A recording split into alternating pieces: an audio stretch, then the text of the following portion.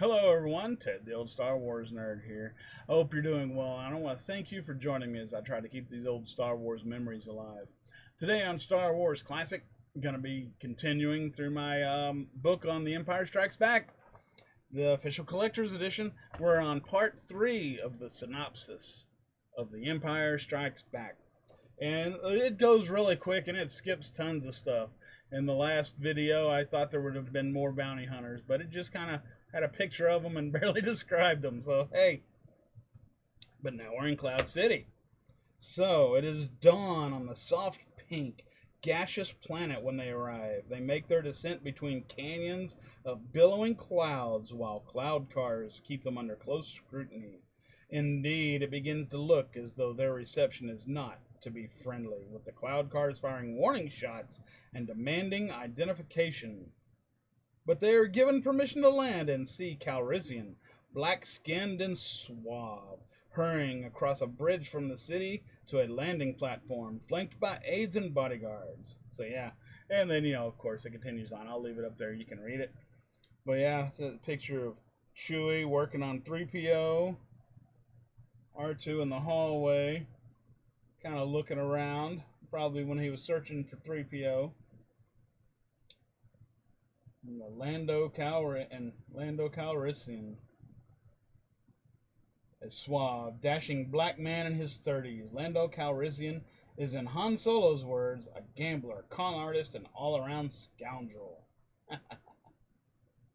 Nice. Imperial stormtrooper sees Princess Leia and Chewbacca while Lando gloats over the results of his treachery. I don't think he's gloating. I think he was just kind of wondering what exactly is happening at the time. If you're in Lando's head at that point, he's probably still trying to figure out how to break him out of there, how to get a hold of Lobot and get everything taken care of. That was probably what was in Lando's head at that time.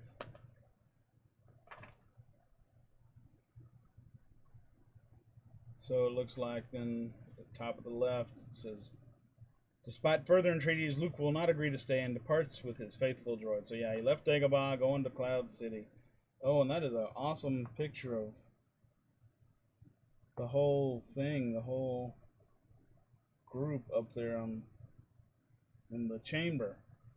Stormtroopers stand guard over the carbon freezing chamber. Darth Vader and Lando discuss the experiment in which Han will be guinea pig, while Chewbacca and the princess are forced to watch. And then Han gets frozen in carbonite. The fiendish face of one of the Ugnuts. Oh, smoochy smoochy. Get to say farewell. And then Vader.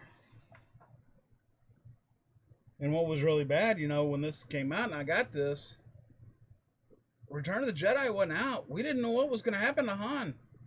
So we're sitting here looking at this and it says, can this really be the end of Han Solo? It could have been. As far as we knew, we didn't know what was going on. And from what I hear, if Harrison Ford had his way, that would have been the end of Han. Anyway, so I turned the page. Awesome shot of Vader holding his hand out to Luke. Join me. I'm not going to do the voice. I'm not going to try. No. Vader strolling down the corridor with all the stormtroopers. Stormtroopers are just so damn cool. I've just always thought they were so cool. Yeah, I mean they're just everywhere, and they're really. If you look at somebody did a video on the math of their kill shot ratio. They really are good shots, but they were ordered to miss and blah blah blah. We're not getting into that here. Anyway, Darth Vader and his stormtroopers have arrived, and then it looks like they just skip right to the fight, knocking Luke through the window. Cool little shot of him going through the window.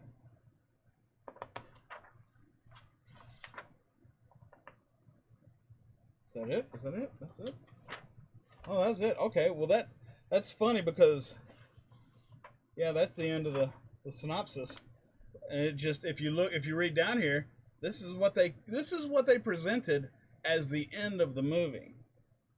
And then just says Luke resists Vader's entreaties to join the Empire. Cannot match the towering evil strength of Dark Lord. Vader corners him, and this is the end for Luke. Luke takes a death-defying leap to a rendezvous with the Falcon. So it just says he jumped out of there and eventually gets, back on the Falcon.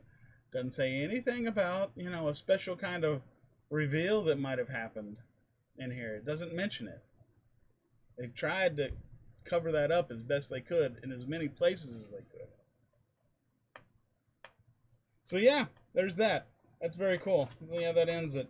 And then I turn the page, you see what next video is going to be about, the making of The Empire Strikes Back. And that is an awesome shot of a Star Destroyer going after the Falcon. You can see, it even shows the TIE Fighter hitting the Falcon, hitting the shields maybe. They had shields at that point. So yeah, very cool. Very cool. So we'll get into that later. That goes into the script and some of the production art and concept art. So we'll get to that in the next video. But there's the end of the synopsis. That's pretty cool how it goes through that. It just kind of skips through it real quick. Gives you a very basic version of the movie. So, but like I say, that's what we had to tide ourselves over. Those of us that, get these kind of magazines. Some people also had, the novel. The novel came out. You probably saw one of my other videos maybe where I pointed out that the novel for Empire Strikes Back came out a month and a half before the movie. It was like mid-April, early April, the novel of Empire Strikes Back came out and gave away everything. Said everything about the movie. Gave away the Vader reveal of his father, all that. A month before the movie came out, yet nobody seems to remember that. I can't think of one person who's ever told me that they remember the book coming out before the movie. But anyway, let's end that there. Anyway, I'm Ted, the old Star Wars nerd. Thanks for joining me. Please leave a comment below. Click the like button, click the subscribe button, click the bell for notifications.